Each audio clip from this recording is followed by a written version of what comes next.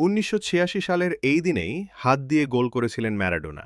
Football ইতিহাসে Holi water কেলেঙ্কারি হল ১৯৯০ সালের বিশ্বকাপে আর্জেন্টিনা ও ব্রাজিলের মধ্যকার ম্যাচে আর্জেন্টাইন দলের বিরুদ্ধে প্রতিপক্ষ খেলোয়াড়কে ঘুমের ওষুধ মিশ্রিত পানি পান করানোর একটি বিতর্কিত ঘটনা।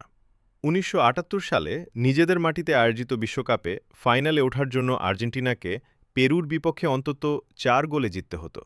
শেষ পর্যন্ত তারা পেরুকে ৬-০ গোলে হারিয়ে ফাইনালে ওঠে।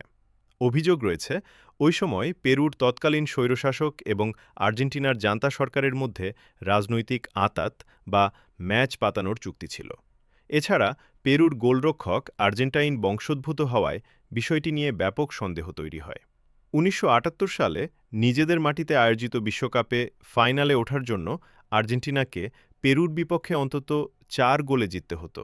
শেষ পর্যন্ত তারা পেরুকে ৬-০ গোলে হারিয়ে ফাইনালে ওঠে।